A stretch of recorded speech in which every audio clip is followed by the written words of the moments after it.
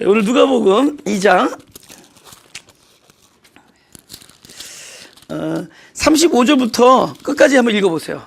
오케이, 35절 읽겠습니다. 또 칼이 내 마음을 찌르듯 하리라. 이거는 이제 시몬 노인이 그 마리아한테 얘기한 거예요. 네 칼이 마음을 찌르듯이 마음이 아플 거다. 아들로 인해서. 근데 이는 너희 아들이 여러 사람의 마음의 생각을 드러내려 함이니라 하더라. 아들이 뭐죠? 말씀이죠. 말씀이 뭐 한다 그래요? 사람의 마음을 드러내요. 근데 그 말씀이 사람의 마음을 드러내는데 어느 사람? 다른 사람 아니면 자기? 다예요. 이 세상에 가장 모르는 게 자기라는 거죠. 우리 눈으로 타인은 보지만 자기는 안 보여요. 그러니까 우리가 사실 말씀이 우리 안에 오면은 제일 먼저 드러나는 게 죄거든요. 그죠? 말씀은 두 가지의 기능으로 온다 그랬죠. 율법과 복음의 순서로 와요. 순서가 분명히 중요해요. 율법으로 와서 복음이 돼요. 그게 완성되는 거예요. 말씀이 나에게 온다는 건 먼저 선악과의 기능으로 옵니다. 그래서 무엇이 드러나느냐? 내 죄가 드러나요. 근데 그 죄는 실제로 안 보이는 상태를 드러낸다 그랬죠. 사망, 나의 죽음의 상태를 드러낸. 그러니까 본인이 죽어 있는 걸 몰라. 예를 들어서 아담이 살아있는 자가 죽은 게 아니에요.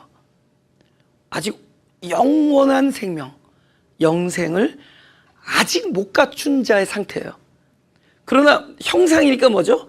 앞으로 영원한 생명을 갖출 자죠. 형상이란 건 뭐냐면, 다시 말씀드리지만 첼렘이란 단어는 언제나 완벽한 그 작품이 아니라 완벽한 작품을 만들기 위한 초보예요. 그러니까 우리 말하면 표적, 예표 이런 거죠. 예수님이 어린 양이지만 실제로 어린 양을 죽였다고. 예수님이 안식이지만 안식의 주인이 예수를 기다리기 위해서 우리는 안식일을 지켰어요. 그죠? 우리는 제사를 드리고. 근데 제사를 드리고 안식일을 지키는 거는 전부 실제인 예수님을 기다리던 어떤 표적인 거예요. 그림자고. 그러니까 형상이라는 것은 하나님의 형상으로 우리 창조했다 할 때 완전 똑같이 만들었다는 게 아니라 앞으로 하나님의 생명, 성품으로 우리를 온전케 하기 위한 출발이에요. 그게 아담이야. 그럼 아직 완벽한 컴플리트한 생명이, 온전한 영생이 아직 담겨있지 않은 상태예요. 담겨있을 그릇이에요. 첼렘이라는 단어가 바로 그런 뜻이거든요. 담겨있을 그릇. 그래서 그런 형상으로 지어. 그러니까 아직은 뭐죠? 생명이 아닌 의미에서 사망이에요. 그분이 온전한 생명을 가지고 있다면은 어떠한 법을 주었어도 그것을 능히 지킬 수 있고 그 욕심으로부터 자유할 수 있습니다. 하나님이 원하는 것은 아담을 욕심으로부터 자유한 사람을 만들려는 거지, 먹고는 싶으나 벌이 무거워서, 죄의 벌이 무거워서 안 먹는 사람으로 만드는 게 아니에요. 그 법을 주어줬을 때 그 법 자체로부터 자유한 사람을 만들려는 거예요. 콤프렌데. 그러니까 우리가 그러니까 벌이 무서워서 죄를 안 짓는 사람의 형국이 된단 말이에요. 하나님은 그런 사람을 만들려는 게 아니라 그 법을 주어줬을 때 법을 자유롭게 지킬 수 있는 사람. 그건 뭐예요? 하나님의 영원한 생명이 온전하게 들어서서 완성돼야지만이 되는 거예요. 그러니까 그렇게 가기 위하여 아담 출발한 그 아담을 우리가 앞에 글자에 뭐래요? 첫 아담 이런 거예요. 그러니까 첫 아담이니까 또 다른 아담이 오겠죠. 그래서 온전해진 아담을 마지막 아담. 그렇죠? 그 첫 아담은 아직 뭐죠? 사망이에요. 사망이, 법이 주어지면은 사망이 드러나. 그 죄로. 그래서 죄를 짓면은 죽는다가 그 뜻이에요. 너는 사실 사망이다 이 뜻입니다. 사실은 가지고 있는 사망이 바깥으로 드러나요. 그 드러났을 때 누가 알까요? 본인이 아는 거예요. 아, 죄를 졌을 때 하나님이 깜짝 놀랄 것 같아요? 최전도사 나 그럴 줄 몰랐다. No! 하나님은 우리 여태까지 자란 그 수준만큼 받으세요. 그죠? 어린아이들이 5살인데 아이고 이 덜 자란 놈 안 그러죠? 5살까지 자란 거야. 그러니까 하나님은 내가 여태까지 자란 만큼 받으시고 그 안에서 우리와의 교제를 누리시고 기뻐하시고 사랑하시는 겁니다. 예? 근데 누가 모르느냐? 5살인데 자기를 50으로 생각하고 있는 본인이 그 죄를 짓는 순간에 아, 내가 아직 아니구나. 나는 아직 온전하지 않구나. 본인이 깜짝 놀라는 거예요. 그래서 이 일을 누가 하느냐?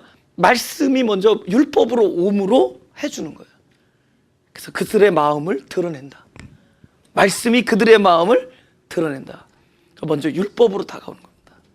이제 율법과 선악과와 말씀이 우리에게 전해질 때 어떤 방식으로 드러내느냐가 분명해지죠. 그러니까 예수님께서 산상수훈에서 말씀을 전했을 때 처음부터 야 이렇게 살게 해주겠다 약속한 게 아니라 일단은 그들의 귀에 들렸을 때 벌써 마음을 드러내는 선악과의 입장으로 산상수훈을 들어보면은 이거 지키기 어려운 얘기예요. 그죠? 오른쪽 눈이 빠지면 왼쪽을 갖다 대라 이런 건데 옛날에는 눈 빠지면 가서 눈을 찍어 와야 되잖아요. 근데 이제는 그게 아니에요. 한쪽 손이 잘리면 한쪽 손을 갖다 대라 이런 건데 지킬 수 있겠어요? 얘네는 간통만 안 하고 가늠만 하는 데지 이제는 마음으로 음욕을 품어도 기래는데 이거 되겠어요?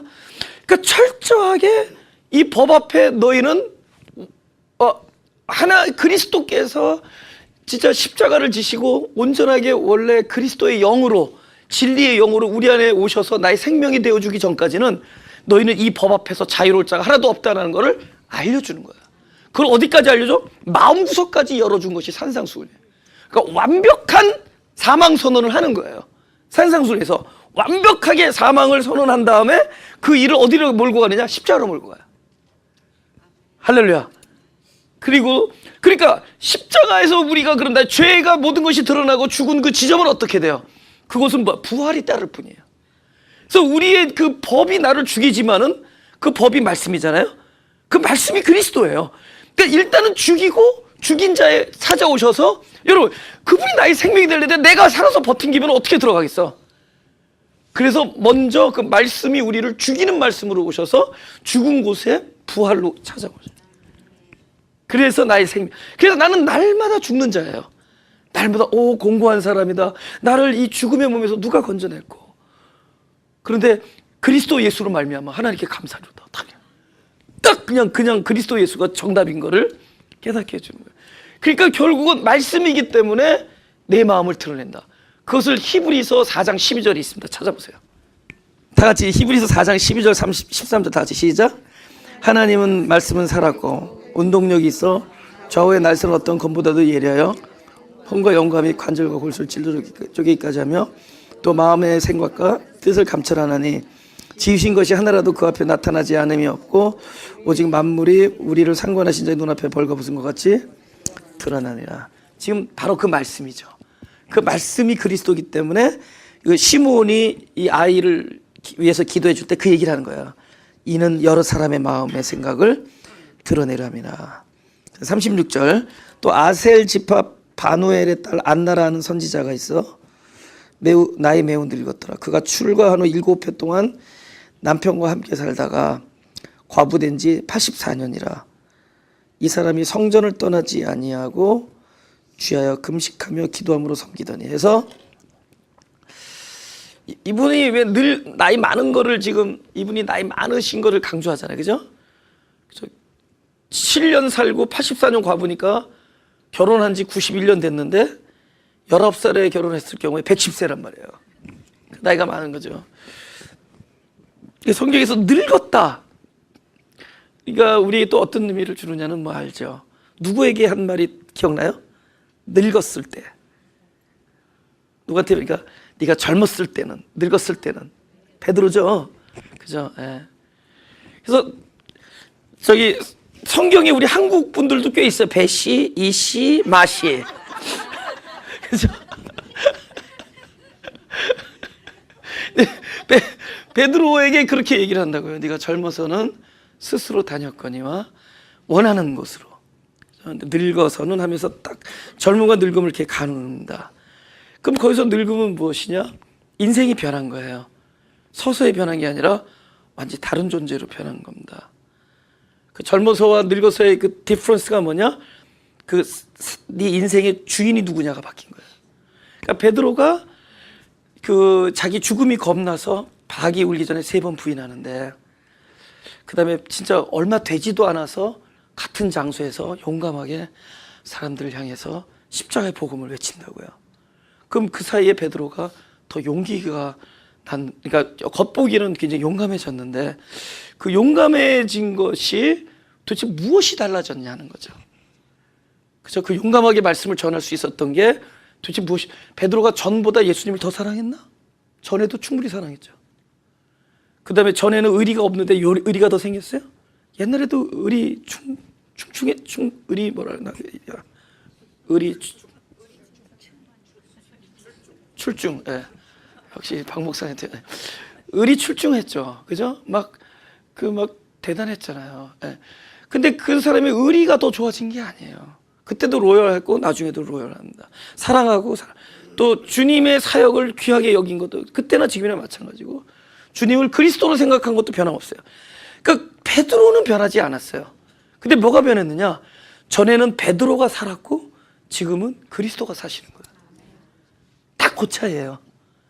그게 변하는. 그러니까 젊음과 늙음의 차이는, 젊었을 때는 네가 살고 늙었다라는 거는 그분이 사는 거예요. 할렐루야. 근데 늙어서의 삶은 자기에게 주어지는 삶의 어떤 그 하나님의 그 어떤 거룩한 그 섭리, 이런 것들을 받아들여요. 지금도 그렇잖아요. 아이들은 지금 내가 일어난 거 금방 반응하잖아요. 짜증 낸다고. 받아들이지 않기 때문에 짜증을 내는 거예요. 나 싫다는 거죠. 근데 어른들은 싫어도 받아들여져. 점점 나이를 먹으면서 점점 받아들여진다고. 근데 이것이 받아들여지다가 최극점에 가서는 누구나 받아들이는 것, 죽음. 받아들이는 거예요. 근데 이건 뭐야? 다 하나님의 손 위에 있는 것들이거든요. 네. 근데 누가 받아들였어요? 예수님. 예수님 처음부터 끝까지 하나님께서 이 땅에 보내시고, 이 땅에서 순환을 당하시고, 십자가에서 돌아가시고, 부활하시고, 이 모든 하나님의 섭리를 받아들이신 거예요. 그 받아들이시는 예수가 그 늙은이의 생명의 주체가 돼요. 할렐루야. 바로 그런 의미에서 안나 선지자를 바로 그 자리에 있게 하셨던 겁니다. 예. 이 안나 선지자를 통해서 또 기도가 나와요.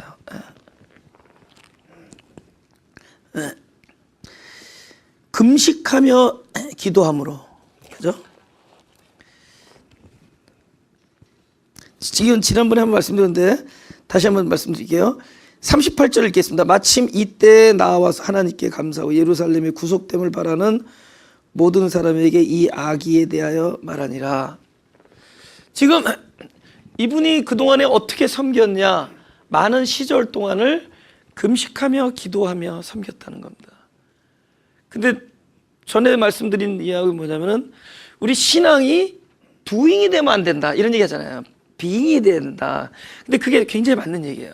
그러니까 우리 신앙을, 그러니까 내가 어떤 행위를 함으로의 신앙을 규명하지 말라는 거예요. 아, 저 사람은 기도 생활을 많이 해. 저 사람은 뭐 전도 생활을 많이 해. 뭐 그게 그 사람의 신앙이 아니라는 거죠. 신앙은 그 사람이 어떤 사람이냐래. 어떤 일을 하느냐가 아니라 어떤 사람이냐라는 걸 얘기합니다. 근데 어떤 사람이냐? 관계죠. 하나님과 누가 더 가까운가로 따지죠. 근데 관계는 객관적인 어떤 평가할 수 있는 기준이 없어요. 그건 지극히 주관적이고 하나님과 개별적이고 개인적인 관계니까. 그리고는 본인이 아는 것이고 하나님이 아는 거잖아요. 그죠? 근데 우리가 이 행위로서 나의 신앙을 규명하는 것에 익숙해 있다 보면은 자꾸 신앙을 무엇으로 표현하려느냐? 행동으로 표현하려고 그래요.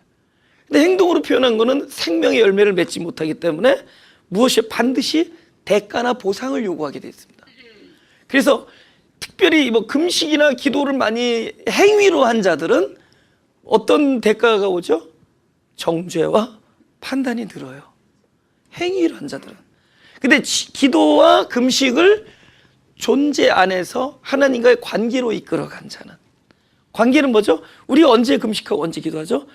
나로서는 도저히 할 수 없는, 나로서는 도저히 감당할 수 없는, 나는 아니기 때문에. 그리고 이거는 반드시 필사적으로 주님이 들어주셔요. 이건 들어줘도 좋고 안 들어줘도 좋고 하는 문제가 아니라 안 들어주면 죽는 문제, 나에게 절대적으로 필요한 문제. 근데 그것에 대해서 내가 할 수 있는 일은 아무것도 없을 때 우리는 어디 안에 있게 되죠? 기도 안, 금식 안에 있게 되는 거죠. 그럼 뭐 우리의 마음의 상태죠. 그분을 얼마나 의지하고 내가 나 자신을 얼마나 부인하고 나 자신을 신뢰하지 못할 때 우리 존재 자체가 금식 안에 있는 것이고 기도 안에 있는 거죠. 그것을 결국은 이사야 58장에 그의 나의 기뻐하는 금식은 흉하게 결박을 풀어주고 하는 이 모든 것들은 그 사람이 금식의 기도를 하는 모습을 얘기하는 것이 아니라 금식의 결과를 이야기하는 겁니다. 그렇게 해서 여기서 섬기나, 금식과 기도로 평생 동안을 섬기니까 그 결과가 다른 사람을 탓하거나 정죄하지 않고 어떻게 되는 거죠? 오로지 여기서 결과가 뭐가 나와요? 이 금식과 기도의 결과가 어떻게 나타나요? 예수에 대하여 말하죠. 예수님을 말하게 되고 이 아기에 대해서 말하죠. 그러니까 우리가 진짜 그분과의 관계를 누리고 그분과 늘 교통하고 그분 안에 있다 보면은 우리 모두 온통 생각이 그분이에요. All about him, all about love. 모든 게 사랑이고 모든 게 그분에 대한 이야기. 할렐루야. Tell me what to do 이런 거 없어지는 거야. Tell me how 이런 것도 없어져요. 제가 제일 크리티사이즈를 많이 듣는 이야기가 You're not telling us how. 당신 설교는 우리 보고 어떻게 하라고 하는 게 없다는 거예요. 그렇게 얘기할 때 야, 이분이 내 설교 제대로 들었구나. 제대로 들은 거지. Yes. 그렇죠. 나는 진짜 프리칭 할 때 우리 이렇게 삽시다 how가 없어. 있을 수도 없어요. 왜냐면 all about him. 우리한테 포커스 하면은 우리는 이렇게 삽시다, 이렇게 해야 됩니다, 이런 게 좋습니다라고 얘기하지만 우리는 그것을 얘기하는 것이 아니라 영생은 유일하신 하나님과 그리스도를 아는 거예요. 우리는 그분을 아는 것에 목적을 두고 그분의 마음을 살피려고 그러고 그분의 섭리를 만져보려고 그러고 그분이 나에게 현재 속삭이는 그 음성, 그 세밀한 음성을 들으려고 해요. 그리고 그분의 사랑한다라는 음성을 한 번 더 듣고 싶고. 할렐루야. 저희 장모님이 무슨 국수 끓여주면 제가 맛있다 그러는데 옆에 와서 자꾸 물어보세요. 그래서 왜 물어보셨더니 10번은 들어야 된다는 거예요. 맛있습니다. 장모님 맛있습니다. 맛있습니다. 그게 너무 좋은 거야. 사랑하는 사위한테 그러니까 그 소리를 듣고 싶은 거야. 국수를 만들어주고 맛있다는 소리를. 우리도 하나님을 너무 사랑하고 진짜 결과는 그렇게 됐잖아요. 그분을 사랑하는 우리 신앙에서 남는 결과가 뭐예요? 나는 그분을 사랑합니다. 주님을 사랑합니다. 그 소리 더 듣고 싶은 거야. 주님이 나를 사랑한다는 소리 더 듣고 싶고, 내가 너를 사랑한다. 내가 널 존귀하게 여긴다. 그 관계 안에 있다 보니까 우리 모든 관심이 뭐야? All about him. 근데 그게 성숙이고, 그게 신앙생활의 본질이다. 예. 이렇게. 근데 여기서 근데 재밌는 거는 38절에 마침 이때 이거잖아요. 제가 아까 늙었다라는 이야기 했잖아요. 이게 이게 영적으로 늙었다, 성숙한 사람, 인생의 주체가 그분으로 된 사람, 그리고 하나님이 나를 위해서 정해준 일을 그대로 받아들일 줄 아는 그런 영성은 어떤 때를 잘 만나요. 그러니까 시도 때도 없이 야구방망이를 후들르면 어떻게 돼? 그 사람은 선수가 아니죠. 때를 맞추는 거잖아요. 때. 이건 힘이 아니에요. 때를 맞추는데 야구 선수는 자기가 맞추지만은 이 받아들이는 삶을 경험하는 사람들, 꾸준히 그런 삶 속에 있는 사람들은 하나님이 나에게 접근해서 일을 착수하는 그 때를 잘 기다릴 줄 알고 포착할 줄 알고 지금이 이때다. 할렐루야. 지금이 이때다. 그걸 볼 수 있다는 거죠. 그러니까 이분이 바로 이때를 기다릴 수 있었고 이때를 영접할 수 있었어요. 우리 그런 어떤 그런 좀 넉넉하고 좀 평화스러워 보이고 참 가진 건 없지만 없어 보이지만은 모든 것을 다 가진 사람 같은, 참 가난해 보이지만 부유한 자처럼 살고 죽은 것 같지만 산 자처럼 살고 무명한 것 같지만 진짜 유명한 자처럼, 그렇죠? 진짜 아무것도 없지만 모든 것을 가진 자처럼 살 수 있는 그런 영성이 바로 여기서 나오는 결정적인 단어 늙음이에요. 그분께 내 존재를 내어드리고 이게 그분이 내 안에서 하시는 역사를 세밀한 음성을 듣고 받아들이고 기다릴 줄 아는 그런 삶이 참 아름다운 삶이다. 그렇죠? 우리 젊었을 때는 막 발에 땀이 나도록 뛰어다녔잖아요. 남는 게 뭐냐고. 여러분 그 사슴이 또 사자가, 늑대가, 여우가 발에 땀이 나야 돼요. 그 하루하루를 살기 위해서. 근데 복 있는 사람은 시냇가에서 잠자고 있는 사자다 그렇게 얘기 안 하죠. 복 있는 사람은 시냇가에서 물을 먹고 있는 사슴이다 이러지 않아요. 그들은 땀을 흘려야지만이 먹고 사는. 복 있는 사람은 식물이다. 농부가 하는 것을 그대로 순수하게 따라가는. 이 산에서 저 산으로 옮길 때 뿌리가 뽑혀지면 뽑혀지고 심겨지면 심겨지고, 때로 물이 공급되면 물을 빨아들이고 바람을 불어주면 바람을 막고 빛을 내리쬐면 빛을 받아서 딱 나오잖아. 광합성. 광합성. 그래서 늘 푸름이 마르지 않는 형통한 삶을 살 수 있는, 그러니까 이런 어떤 식물적인 삶, 안나의 삶이 그런 거예요. 그죠? 그냥 내가 움직인 것 같지만 그분이 움직여 주셔서. 할렐루야. 여러분 대단한 거예요. 우리는 뿌리가 벌써 한번 뽑혔어요. 어디서? 대한민국. 한번 뿌리 뽑아서 갖다 놓은 거예요. 제가 그 아틀란타 가면은 그분들은 LA에서 온 사람들을 촌스럽게 생각해요. 왜냐면 아직 이민 한 번밖에 안 가셨군요. 그분들은 보통 두 번, 세 번 가서 시카고나 뉴욕이나 LA로 왔다가 한 번 더 가서. 그게 내 발로 간 것 같지만 그게 다 식물적인 거란 말이죠. 복 있는 사람은 그분이 나를 움직이시고. 여차여차하다 보니까 지금 이 시간에 여기 와 앉아있는 거예요. 오케이. 39절. 주의 율법을 쫓아 모든 일을 피하고 갈릴리로 돌아가 본 동네 나사렛에 이르니라. 아기가 자라며 강해지고 지혜가 충족하며 하나님의 은혜가 그 위에 있더라. 그러니까 결국 우리가 강해지고 지혜가 점점 충족해지는 방향으로 가고 있어요. 우리가 아무리 연약하고 불순종한다 할지라도 하나님은 우리를 멍에를 그 방향으로 채워줬습니다. 결국 우리는 점점 지혜가 총명해지고 우리는 강하여지고 그 동안에 우리 하나님의 은혜가 있어야 돼. 그러니까 하나님의 은혜로 되는 거지. 여기서도 그 아이가 결단하였더라 이런 데 안 써있죠. 제가 그랬잖아요. 기도원에서 무슨 신년 금식 아니 신년 무슨 신년 성회 축복 성회 하는데 제가 거기 목사님들이 한 10분이 오셨어요. 근데 저를 맨 마지막에 나를 강사로 해서 맨 마지막 강사에서 야 역시 파이널을 하시는 거 그랬더니 아니었어. 다 떠난 다음에 거기 있는 식구들하고 예배 드리고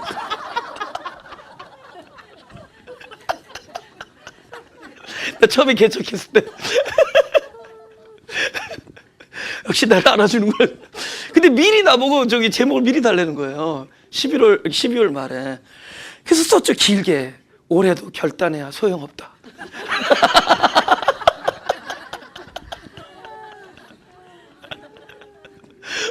올해도 결단해봤자 소용없다.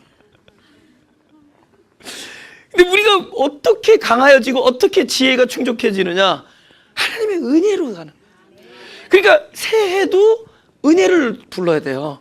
우리가 그 촛불 예배 12월 31일 할 때 오케이 올해는 우리가 마음 잡수 이런 얘기 아니야.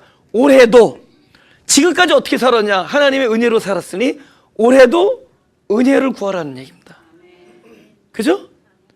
우리는 그분의 어떠하심을 기초로 해서 나가야지 나의 작정과 나의 어떤 마음과 나의 어떤 그 결심을 가지고 나가는 게 아니라 그분의 신실하심과 변하지 않으심과 언약을 지켜주심과 나를 불쌍히 여기심을 믿는 믿음 안에서 나가는 거예요. 그래서 늘 하는 얘기지만 아브라함의 기도가 잘못됐다는 거죠. 아브라함이 소돔을 향한 기도는 잘못된 거예요. 그거는 칭찬할 내용이 아니라 잘못된 거예요. 그분이 이렇게 기도를 하셨어야죠. 소돔에 의인이 하나도 없지만 여태까지 하나님께서 우리를 불쌍히 여기시고 긍휼히 여겨서 지켜주신 것처럼 지금 이 시간에 내가 당신 앞에 구하는 것은 또 당신의 긍휼함과 자비하심을 믿고 간구하오니 우리들을 용서해 주시고 우리에게 긍휼을 베풀어 주시고 우리를 구원하여 주옵소서. 할렐루야. 여러분, 우리 또 다른 소돔의 입장에 가면 그렇게 기도하시기 바랍니다. 그러니까 우리가 연말이 돼서 새해가 들어갈 때 올해는 잘해보겠습니다, 그런 얘기 제일 싫어하는 거 나한테 전화 한번 하셨어요. 하나님께서 저 그만 좀 그렇게 기도하라 그래. 그만 좀 그렇게 기도하라는 거예요. You think I believe that? 이렇게 얘기하시는 거예요. 맨날 하는 얘기니까 다시는 안 그럴게요, 이런 거. 다시는 안 그럴 거예요. Come on, do you think I believe that? 그러지 말고 내가 또 다른 상황에서 또 무너진다 할지라도 여태 나를 용서해 주신 그 사랑하심과 긍휼이 지금 그 순간에도 임하여 주시기를. 그러니까 그분의 자비하심을 믿고 나가야지 내가 변할 나의 어떠함을 희망하면서 나가지 말라는 거예요. 그것이 자기를 부인하는 거죠. 그래서 그 은혜가 있다라는 것은 예수님의 어린 시절을 통해서 결국은 우리가 강해지고 지혜로워지는 것 또 역시 하나님의 은혜 안에서 되어지는 것이다. 그 은혜를 믿고 나가는 자가 강해지고 은혜를 기초로 밟고 나가는 자가 지혜로워진다라는 사실입니다. 예, 그것이 아주 중요하다. 그죠? 이제 아주 놀라운 사건이 일어나죠. 소년 시절에 예수님 잃어버리는 사건이죠. 아, 놀라운 사건입니다. 그죠? 어찌하여 예수님도 길을 잃으셨을까? 길은 예수님이 잃은 게 아니라 부모가 잃었죠. 왜? 예수를 잃은 게 길을 잃은 거예요. 아멘? 예수를 잃은 게 길을 잃은 거예요. 집은 갔는지 모르지만 예수님을 잃어버린 거예요. 근데 고등학교 2학년 때 제가 신촌에 살다가 태릉으로 이사 갔거든요. 엄마가 주소도 안 주고 이사 가버렸어. 학교 갔다 와서 그냥 중화동에서 내려서 엄마 부르는데 이건 7살짜리도 아니고 내가 자칭 괴테라고 부르던 시절인데 근데 이제 이거 예수님을 잃었어요. 근데 재밌는 것은 이 사람이 여기 성경 읽어봐서 며칠 길을 간 다음에 알게 되죠. 하루 길을 간 다음에 알았죠. 그 보세요. 하루 길을 안 다음에 알아서 다시 오니까 또 다른 하루가 걸렸죠. 그래서 사흘 만에 만나는 거예요. 뭘까? 주님이 십자가에서 돌아가시고 사흘 만에 부활하시죠. 그 요나의 표적 얘기 나오죠. 그거 연관성을 왜 요나의 표적밖에 보여줄 것이 없는가? 그죠? 그것을 한번 함께 볼 수 있기 바랍니다. 일단 41절부터 그 부모가 해마다 유월절을 당하면 예루살렘으로 가더니 예수께서 12살 될 때 저희가 이 절기에 전례를 쫓아 올라갔다가 그 날들을 마치고 돌아갈 때 아이 예수는 예루살렘에 머무셨더라. 그 부모는 이를 알지 못하고 동행 중에 있는 줄로 생각하고, 그렇죠? 하룻길을 간 후 여기서 중요한 건 뭐냐? 이들이 예수를 잃었죠. 에? 예수를 잃어버렸잖아요. 그런데 예수를 잃어버렸다는 것을 모르는 게 문제야. 문제는 그거죠. 예수님과 동행한다고 생각한다는 거죠, 우리가. 사실은 잃었는데 예수님과 동행한다는 걸로 착각을 하는 거죠. 예? 성경에서 하나님께서 우리에게 질문을 해요. What is your name? 그런다고요. 야곱 보고 네 이름이 뭐냐? 그럼 우리가 질문할 때는 몰라서 질문하잖아요. 근데 하나님이 우리에게 질문할 때는 몰라서 질문하는 게 아니라 듣는 사람이 모르기 때문에 질문해요. 그래서 질문을 받은 사람이 대답하면서 알게 해주는 거예요. 근데 왜 문제는 뭐냐? 이게 모르는 걸 알아야 되는데 모르는 걸 몰라. 모르는데 안다고 생각해.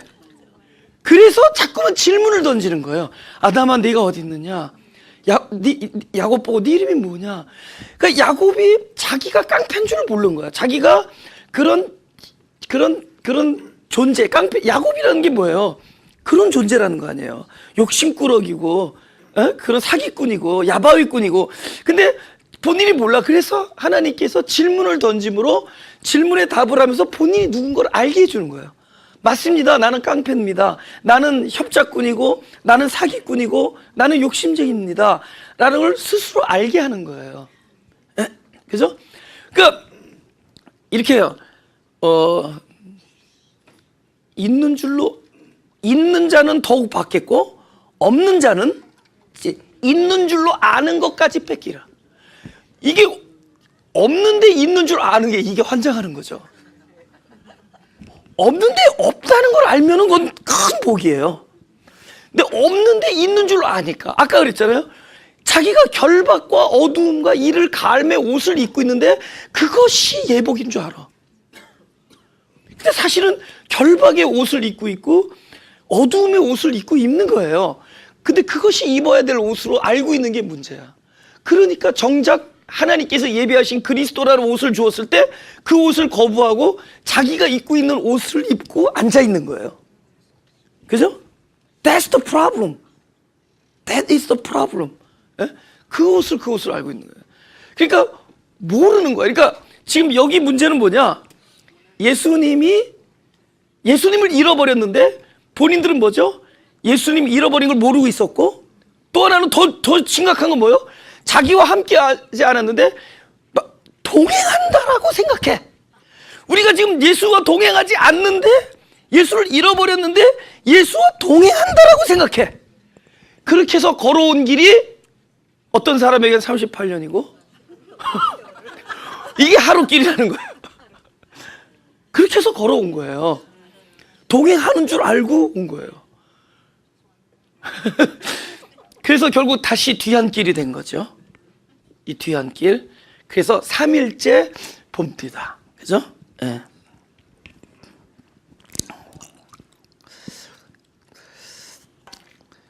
동행 중에 있는 줄로 생각하고 하루길을 간 후 친족과 아는 자 중에 찾되. 누가복음 24장 보겠습니다. 24장 제가 1절부터 읽겠습니다. 제가 읽겠습니다. 예. 안식 후 첫날 새벽에 이 여자들이 그 예비한 향품을 가지고 무덤에 가서 돌이 무덤에서 굴려 옮기운 것을 보고 들어가니 주 예수의 시체가 배지 아니하더라. 이를 인하여 근심할 때 문득 찬란한 옷을 입은 두 사람이 곁에 섰는지라. 여자들이 두려워 얼굴을 땅에 대니 두 사람이 이르되, 다 같이 시작. 어찌하여 산자를 죽은 것 같다 찾느냐. 지금 이제 이 말씀과 누가복음 2장의 말씀을 비교해 보자고요. 이 사람들이 어디서 찾아요? 친족 중에서 찾죠? 나중에 어디서 발견되죠? 성전에서 발견되죠. 근데 나중에 성전이 우리 입장에서는 어디예요? 우리 마음이죠. 여러분, 예수님을 산자에서 찾는다라는 얘기는 살아난 자에서 찾는 거죠. 예수님이 성전이 되면 그 사람이 살아난 자죠. 할렐루야? 우리는 죽은 자 가운데 자꾸 산자를 예수님만 생각하는데 예수님으로 인하여 살아난 자 안에서 찾아요. 무슨 얘기인 줄 알죠? 예수님이 내 마음의 성전이 되는 순간 나는 살아난 자가 되죠. 산 자가 되죠. 그래서 우리가 음성을 어디서 듣는 자가 가장 성숙한 자냐? 내 안에서 나에게 끊임없이 말씀해 주시는 그분의 음성을 듣는 자. 할렐루야. 사람의 마음이 산 자가 되는 거예요. 난 죽었던 거예요. 죽었던 자가 살아난 자가 되는 거예요. 그런 의미에서 여기서 성전에서 예수님을 찾게 된다. 근데 그 성전이 결국은 그 유형적 성전이 무너지고 외형적 성전이 무너지고 나중에 무형의 성전, 영원의 성전, 실존하는 성전. 결국 영원히 내 안에 그분이 오심으로 내 마음이 바로 주님을 찾는 곳이 되는 거예요. 할렐루야. 그래서 막 너희가 동쪽에서 막 사람들이 여기 있다 저기 있다 찾아가지 말라 그러잖아요. 그분이 동에서 빛이 번쩍. 우리가 뭐 예수님 재림할 때 갑자기 빛이 온다는 그 뜻이 아니라 빛으로 오신다. 빛. 어디? 내 안에 마음에 빛. 진리. 말씀. 할렐루야. 그리스도로 오시는 거예요. 그죠? 하나님의 나라는 그렇게 임한다 이거예요. 그죠? 그러니까 번갯불에 맞아야 돼. 번갯불에 맞아야 이게 제대로 주님을 만나. 번개 맞아야 돼요. 번쩍번쩍해야 돼요. 네. 그래서 왜 산자를 죽은 자 안에서 찾느냐? 결국 어디서? 우리 살아난 자 안에서. 할렐루야. 네. 그 다음에 사실은 우리 안에 무엇으로 가득 차 있죠? 언약. 우리 안에 언약으로 차 있죠. 그래서 우리 안에 있는 언약의 말씀을 세밀하게 다시 되새겨보고 되새겨보고 하는데 그 안에 모든 솔루션, 모든 앤서, 그분을 바로 그 언약 안에서 찾을 수 있어요. 여러분, 그 사람들이 그래요. 저랑 그 카운셀링 하고 나면은 다들 카운셀러가 돼. 내가 막 흥분하니까 우리 날 진정시켜 주시고 카운셀러가 돼서 그래서 내가 나는 카운셀러로서의 참 자격이 안 돼. 만나는 줘요. 같이 밥도 먹고 재롱도 떠는데 이 카운셀링은 안 돼. 왜냐면 막 본론에 들어가면 내가 흥분해 버려요. 잠을 못 자고 내가 그날 밤에 아니 그럴 수가 있어. 그런 나쁜 놈이 있어.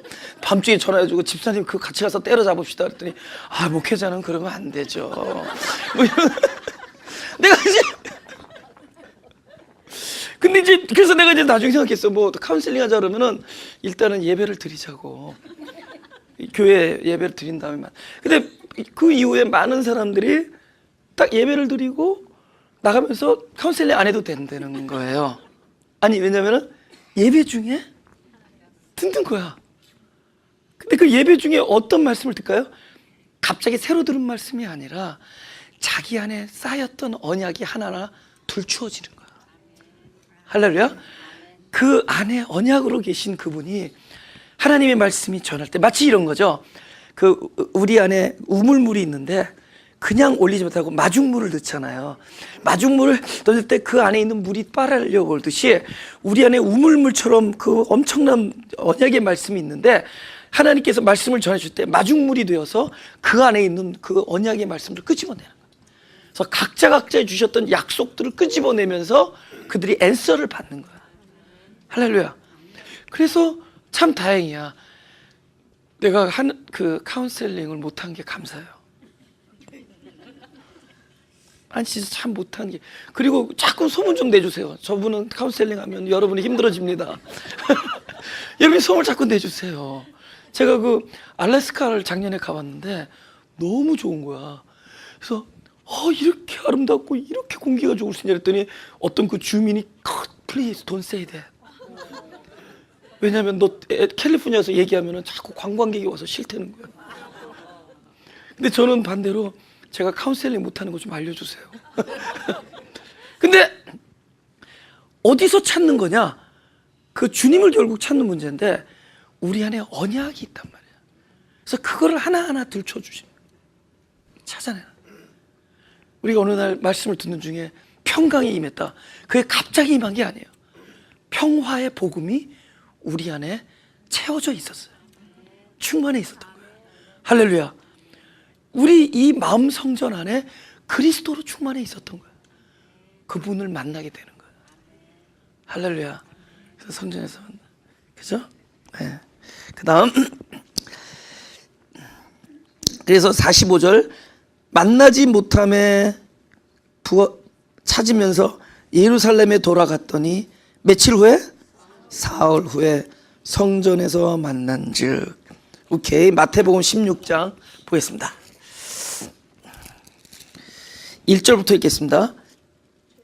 바리새인과 사두개인들이 와서 예수를 시험하여 하늘로서 오는 표적 보이기를 청하니 예수께서 대답하여 가라사대. 잠깐만요. 잠깐만요.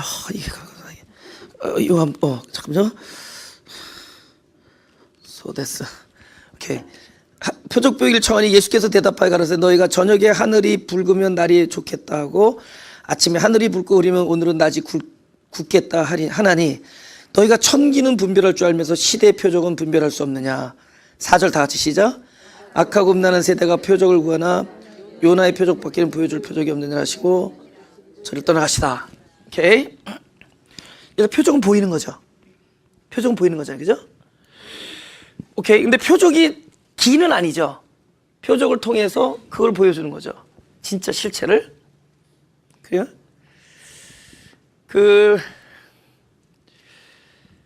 바람이 불죠.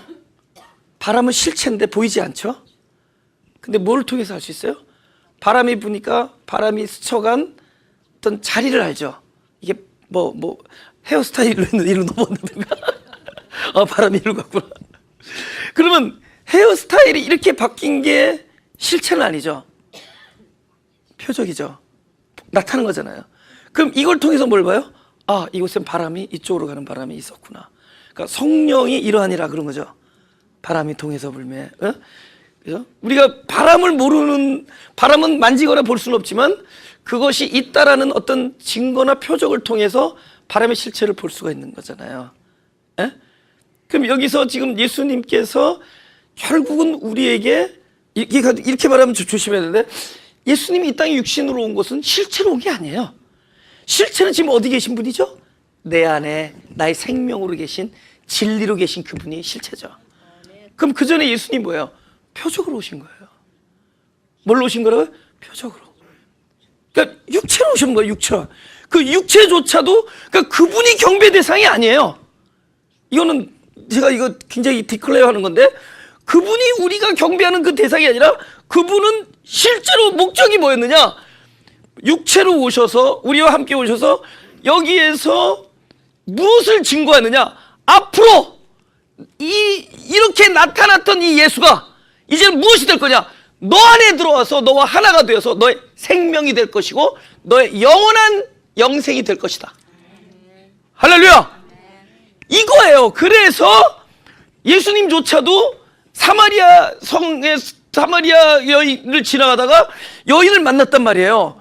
그러니까 여인하고 야 내가 주는 물은 영생하도록 솟아난 샘물이 되리라 이런 얘기하네요. 물을 기를 필요도 없고 그랬더니 그런 물을 나에게 주옵소서 하는데 갑자기 이거 뚱딴지라래. 갑자기 뜬금없이 남편 데려와라 이렇게 나와요. 왜 갑자기 남편 데려오라는 얘기 왜 나오냐? 영생의 물 이게 진리고 예수님이 결국은 가야 되는 실체였던 거야. 진리.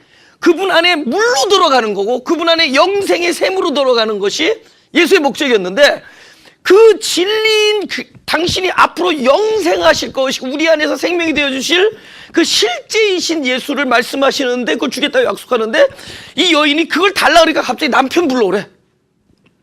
그러니까 지금 남편이 없다니까 네 말 맞다. 네가 전에 남편 5 있었으나 지금 있는 것도 남편 아니다. 그러니까 남편 몇 개 거쳤어요? 6개 거쳤는데 다 아니다. 그러면 진짜 남편은 몇 번째에서 지금 기다리고 있어요? 7번째. 그래서 성경은 뭐 엿새 후에 그러면 7일 7자가 이거야. 완전의 수. 진짜 지금이 표적이야. 여태까지 그림자. 7이 됐을 때 진짜로 우리가 실제가 오는 거야. 그러니까 7번, 여자는 6번을 해야 돼.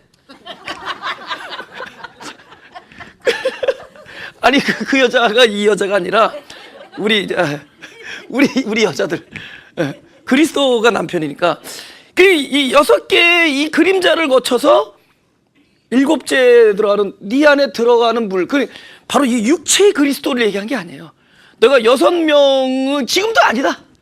진짜 영원한 남편은 당신이 내가 주는 물이 될 때, 내가 주는 물이 당신 스스로 어떻게 해요? 십자가에서 그 옷을 포도주로 빨며 옷을 포도즙에 빠는 그 순환을 통해서 우리 안에 진리의 영으로 오실 때 그분이 7번째 남편으로 오시는 거예요. 그럼 뭐예요? 이 모든 것을, 이 나타나는 거죠. 앞으로 진짜로 오겠다는 것의 표적이죠. 예. 그러기 위해서는 무엇을 나타내느냐? 그분이 이거 중요한 거예요. 요나 표적을 사람들이, 그분은 무엇을 강조하느냐? 우리가 믿음이 없이는 하나님을 기쁘시게 못하나니 믿음이 있는 자는 하나님이 계신 것과, 이거예요. 왜 하나님이 계신 게 왜 이렇게 소중하냐? 하나님이 계시다라는 것은 하나님이 나타남으로 증명되는 게 아니라 하나님이 계심 그 자체로 증명돼요. 안 보이지만 계신 것. 여러분, 진리는 보임으로 나타나지 않고 계심으로 나타나요. 여기 예수님을 잃어버렸지만, 우리 입장에서 잃어버렸지만 예수님은 항상 그 자리에 계셨죠. 이 사흘은 무슨 의미예요? 예수님은 우리를 떠난 것 같지만 그 사흘 동안 예수님 떠난 게 아니라 계셨죠. 단지 우리가 못 본 거죠. 우리는 그를 잃었지만 그분은 늘 진리로 계시죠. 요나의 표적은 그곳에서 3일 동안 아무것도 안 보인 것 같지만, 뱃속에서 다 가려진 것 같지만 잃었다는 것은 우리 입장이지, 늘 하나님의 섭리와 뜻과 목적은 계속 진행되고 있죠. 여기 사흘 동안 예수를 잃었지만 예수를 잃어버린 것은 우리 입장이지, 예수님은 안 보일 뿐이지 계시죠. 진정한 표적은 무엇을 나타낸 거야? 보이지 않더라도 그분은 계신다. 그래서 이 표적을 보여주시는 거예요. 바로 이 표적, 보이지 않아도 예수님은 계시다. 그래서 디베락 바닷가에 가서 제자들과 하루 밤새 동안 갖고 있었는데 그들이 예수를 못 알아봤어. 못 알아봤지만, 예수인지 몰랐지만 예수님은 계셨죠. 그분이 우리에게 보여주는 표적의 최종 목적은 그분은 항상 우리와 함께 계시다. 잃었지만은 계셨고, 바다 물고기 속에 들어갔지만 항상 하나님의 뜻은 존재하고 계셨다. 하나님은 그와도 항상 함께 하고 있었다. 바로 예수님을 잃은 것 같지만 잃은 것이 아니라 바로 3일 동안 안 보이지만 그분은 실제로 나와 함께 동행하시고 존재하고 계셨다. 궁극적으로 내 안에, 내 마음 안에 성전으로 오셔서 나와 영원히 계실 것이다. 그 사실만 우리가 참 얻어도 놀라운 진리의, 놀라운, 우리를 자유케 하고 우리를 충만케 하는 말씀들이라 믿습니다. 가슴에 손을 대시고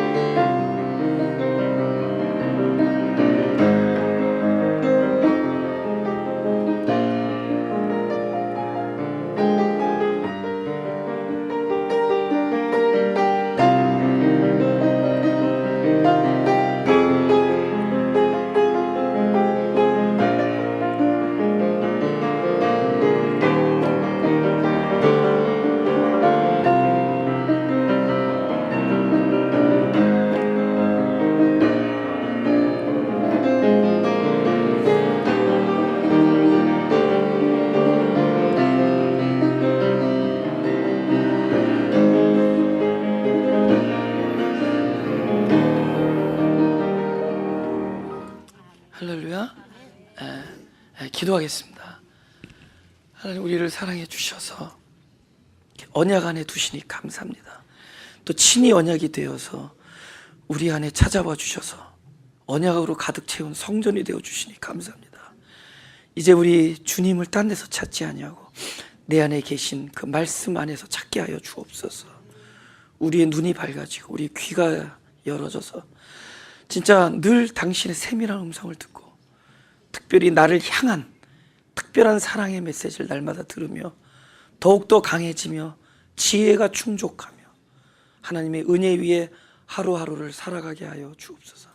감사드리며 예수님 이름으로 기도드렸습니다.